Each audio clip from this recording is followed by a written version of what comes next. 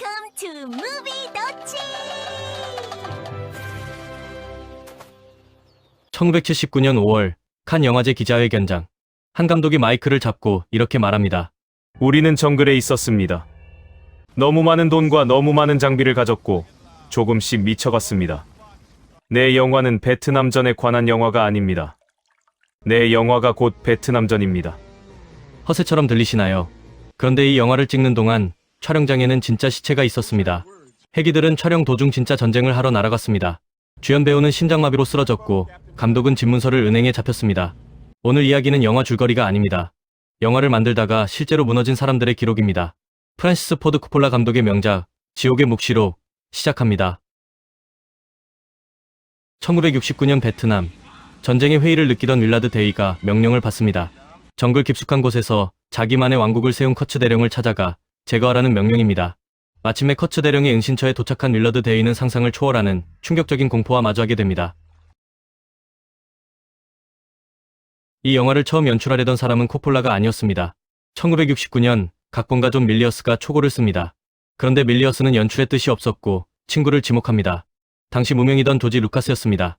루카스의 계획은 이랬습니다. 예산 $200만, 16mm 흑백 카메라, 시네마 베리테 방식, 그리고 전쟁이 진행 중인 남베트남 현지에서 실제 군인들과 함께 게릴라 촬영. 워너브라더스가 기겁하고 손을 뗐습니다. 루카스는 스타워즈로 떠났습니다. 남은 건 각본 한 뭉치와 제작자였던 코폴라뿐이었습니다. 코폴라는 주연을 구하러 다닙니다. 그리고 전부 거절당합니다. 스티브 맥키는 미국을 3주 이상 떠날 수 없다고 했습니다. 그러면서 개런티로 $300만 불렀습니다. 클린트 이스트우드도 같은 이유로 거절. 알파치노는 데브2를 찍다 열대에서 병을 앓은 기억 때문에 정글이 무섭다고 했습니다. 로버트 드니로, 잭 니콜슨, 로버트 레드포드 전부 불발. 커츠 역도 마찬가지였습니다. 오슨 웰스가 거절했고 리 마빈도 거절했습니다. 이유는 하나같이 똑같았습니다. 몇 달씩 정글에 있기는 싫다.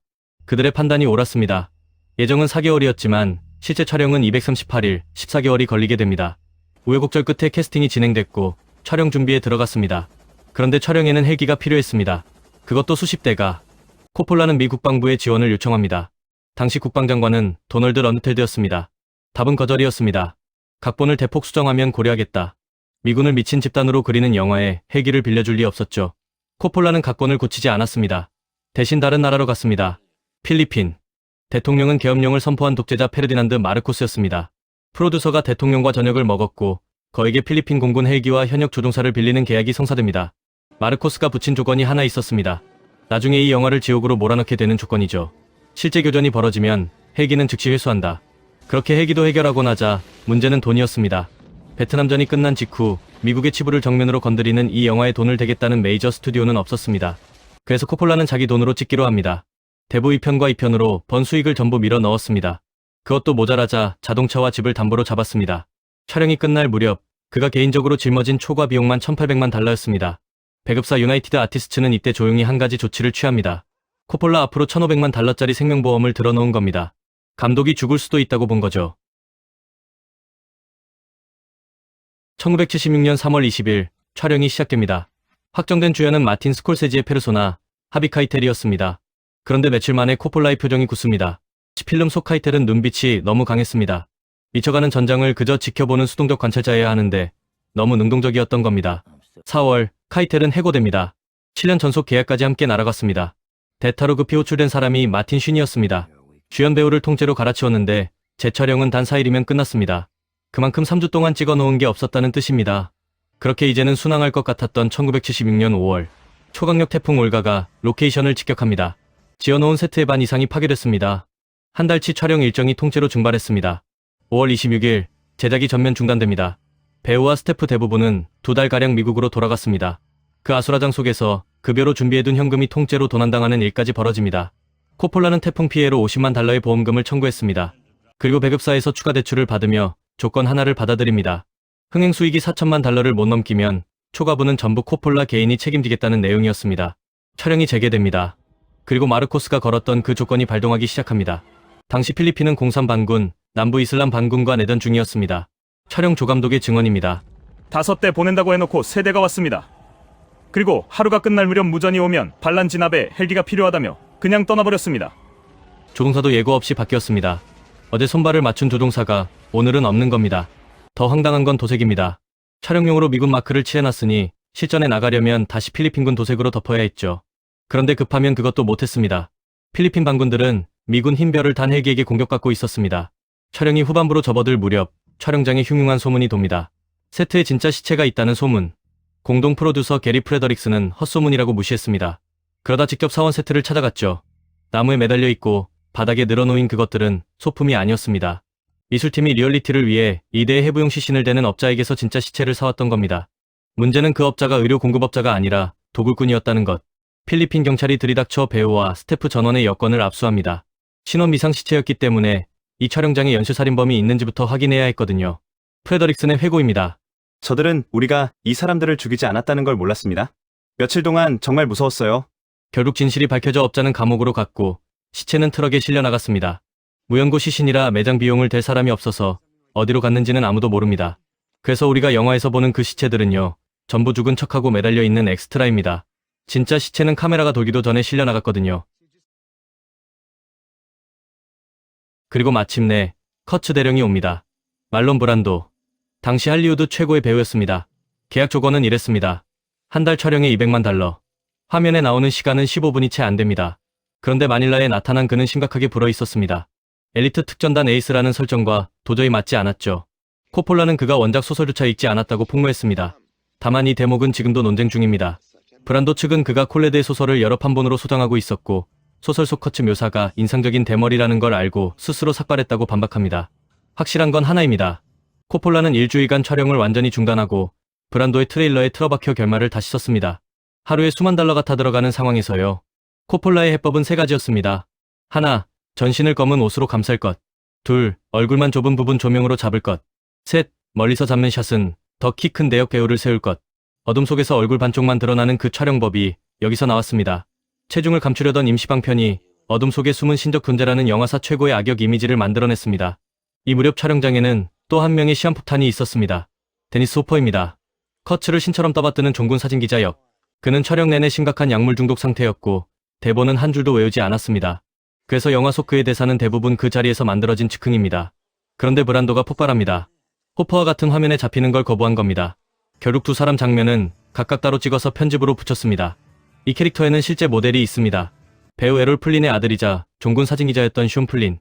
오토바이를 타고 캄보디아 전장으로 들어갔다가 1970년에 실종돼 끝내 돌아오지 않았습니다.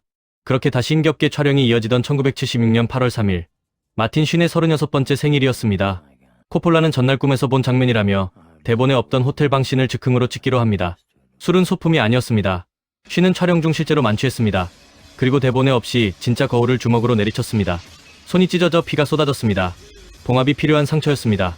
코폴라가 촬영을 멈추려 하자 쉰이 말했습니다. 계속 돌리라고. 그는 피를 자기 얼굴에 문질렀고 어느 순간 감독에게 달려들려고까지 했습니다. 스태프들은 겁에 질려 있었습니다. 훗날 쉰의 회고입니다. 그건 연기가 아니었습니다. 내 알코올 중독을 끄집어낸 엑소시즘이었어요. 그리고 1977년 3월 5일. 이 촬영장 최악의 날이 옵니다. 36의 마틴 쉰이 심장마비로 쓰러집니다. 정글 한복판이었고 주변에 아무도 없었습니다. 그는 도움을 청하려고 400m를 기어갔습니다. 코폴라는 목소리와 체격이 거의 똑같은 친동생 조 에스테베즈를 불러들입니다. 그는 4월 19일 형이 복귀할 때까지 뒷모습과 롱샷을 대신 찍었습니다. 코폴라의 실토입니다. 어떤 게 조고 어떤 게 마티인지 나중엔 나도 구분이 안 갔습니다. 그리고 몇 년 뒤 편집실에서 내레이션을 추가로 녹음해야 했을 때 형이 스케줄이 안 되자 또 동생이 마이크 앞에 섰습니다. 크레딧에는 그 이름이 한 줄도 없습니다. 이 시점에서 영화는 사실상 재난이었습니다. 세트는 태풍에 날아갔고 헬기는 오지 않고 주연은 심장마비로 누웠고 최종 보스는 대본을 안 읽었고 예산은 2배를 넘겼습니다. 코폴라는 담배와 마리화나에 손을 대기 시작합니다. 그의 아내 엘리너 코폴라는 이 모든 과정을 16mm 카메라와 카스트 녹음기로 조용히 기록하고 있었습니다. 남편이 무너지는 과정을요. 1977년 3월 그녀의 일기입니다. 남편이 일종의 신경쇠약을 겪고 있는 것 같다. 이 기록들은 훗날 어둠의 마음 영화감독의 묵시록이라는 다큐멘터리가 됩니다. 많은 평론가가 본편보다 더 무섭다고 평한 작품이죠. 1977년 5월 21일 238일 만에 촬영이 끝납니다. 개봉 예정일은 이미 2번 넘긴 뒤였습니다. 그런데 진짜 지옥은 여기서부터였습니다. 코폴라가 필리핀에서 찍어온 필름은 100만 피트가 넘었습니다. 약 230시간 분량입니다. 편집자들이 절망했습니다. 이걸 2시간 반으로 줄여야 했으니까요. 편집에만 2년이 걸렸습니다. 문제는 분량이 아니었습니다. 결말이 없었다는 겁니다. 코폴라는 어떻게 끝낼지 모르는 상태로 촬영을 마쳤고 편집실에서 각본을 수십 번 다시 썼습니다. 결국 그가 붙잡은 실마리는 인류학 고전 황금가지에 나오는 신화구조였습니다. 왕을 죽인 자가 다음 왕이 된다는 이야기죠. 그런데 편집 중에 치명적인 문제가 드러납니다. 이야기가 연결이 안 된다는 것. 원래 대본에는 주인공의 내레이션이 있었는데 촬영 도중 폐기된 상태였거든요. 그래서 1978년 1월 제작사가 한 사람에게 전화를 겁니다. 베트남전 최고의 논픽션 르포 디스패치를 쓴 종군기자 마이클 헤어였습니다. 헤어는 기존 내레이션을 보고 완전히 쓸모없다고 잘라 말했습니다. 그리고 1년을 들여 처음부터 다시 썼습니다. 그러니까 우리가 아는 그 건조하고 냉소적인 독백, 영화 전체를 하나로 묶어주는 그 목소리는요. 영화가 다 찍히고 나서 뒤늦게 붙인 응급처치였습니다. 난잡했던 편집 과정에 비해 영화의 오프닝은 영화사 최고의 도입부로 꼽힙니다. 불타는 야자수 위로 헬기가 지나가고 도어스의 노래가 흐르죠. 그런데 이 장면 기획된 게 아닙니다. 네이팜 폭격신을 찍을 때 6대의 카메라 중 한 대가 고정 앵글로 길게 찍어둔 잉여 필름이었고 편집실 쓰레기통에 버려져 있었습니다. 코폴라가 편집실에 들렀다가 그걸 우연히 발견합니다. 그리고 이런 발상을 하죠. 영화 시작하자마자 The End라는 제목의 노래를 트는 거 재밌지 않아? 여기서 하나 더. 코폴라와 도어스의 집 모리스는 UCLA 영화과 동창이었습니다. 코폴라 본인의 회고입니다. 음반을 내기도 전에 지미 데모판을 들고 우리 집에 찾아온 적이 있어요. 도와달라고요. 도와주려고 했는데 잘 안 됐습니다. 도와주지 못했던 그 친구의 노래가 15년 뒤 그의 대표작 첫 장면을 열었습니다. 모리스는 그걸 보지 못했습니다. 1971년에 세상을 떠났으니까요. 마지막 문제는 소리였습니다. 문제는 정글에서 쓸만한 소리를 하나도 못 건져왔다는 것이었습니다. 총성도, 헬기도, 밀림의 소리도 전부 샌프란시스코에서 새로 만들어야 했습니다. 이 작업으로 할리우드 크레딧에 사운드 디자이너라는 직책이 처음 등장합니다. 월터 머치는 이 영화로 아카데미 음향상을 받았습니다. 1979년 5월 19일 칸 영화제. 상영된 프린트는 편집도 사운드 믹싱도 끝나지 않은 미완성본이었습니다. 경쟁 부문에 미완성작이 출품된 건 영화제 역사상 처음이었습니다. 배급사는 결사반대했습니다. 그럴 만했습니다. 닷새 전 미국의 한 평론가가 아침 방송에 나와 이 영화를 실망스러운 실패작이라고 못 박아버린 참이었거든요. 심지어 칸의 극장에는 머치가 만든 그 소리를 재현할 스피커가 없었습니다. 제작진은 상영 전날 밤을 새워 극장에 스피커를 추가로 설치했습니다. 그리고 불이 켜졌을 때 박수가 그치지 않았습니다. 이 미완성본은 양철북과 함께 황금종려상을 공동 수상합니다. 이어진 기자회견에서 코폴라가 그 말을 남깁니다. 우리는 정글에 있었고 너무 많은 돈과 장비를 가졌고 조금씩 미쳐갔습니다. 내 영화는 베트남전에 관한 영화가 아닙니다. 내 영화가 곧 베트남전입니다. 이야기 몇 개를 덧붙이며 마치겠습니다. 킬고어 중령 역의 로버트 두발이 화면에 있는 시간은 정확히 11분입니다. 그 11분으로 그는 골든글로브를 받고 아카데미 후보에 올랐습니다. 두발은 2026년 2월 95세로 세상을 떠났습니다. 그리고 영화 초반 암살 명령을 내리는 삼성 장군의 이름은 코먼 중장입니다. 무명 시절 코폴라에게 첫 연출 기회를 준 스승, B급 영화의 제왕 로저 코먼이죠. 옆에서 브리핑을 돕는 젊은 장교의 명찰에는 루카스라고 적혀 있습니다. 떠나간 조지 루카스에게 보내는 인사였고 그 배역을 맡은 배우가 해리슨 포드였습니다. 크리스에 없는 헬기 조종사 중 한 명은 훗날 풀메탈 자켓의 하트만 교관이 되는 리 어메이입니다. 마지막으로 킬고어가 폭격을 퍼부었던 그 해변, 필리핀 발러입니다. 당시 그곳엔 서핑이라는 개념 자체가 없었습니다. 그런데 촬영이 끝난 뒤 미국 스태프들이 서프보드 몇 장을 남기고 떠났고 동네 청년들이 그걸로 독학을 시작했습니다. 지금 그 해변의 이름은 찰리스 포인트입니다. 그리고 2023년 필리핀은 법으로 발러를 필리핀 서핑의 발상지로 공식 지정했습니다. 학사를 찍던 해변이 한 나라의 서핑 문화를 낳았습니다. 이 영화는 그렇게 화면 밖에서도 계속 무언가를 만들어냈습니다. 러닝타임은 판본에 따라 147분에서 183분. 짧지 않습니다. 인내심도 필요합니다. 하지만 보실 때 이것만 기억하십시오. 저 화면에 보이는 광기는 상당 부분 연기가 아닙니다. 강을 거슬러 올라가는 그 여정의 끝에 무엇이 있는지는 직접 확인하시기 바랍니다. 감사합니다. 무비도치였습니다.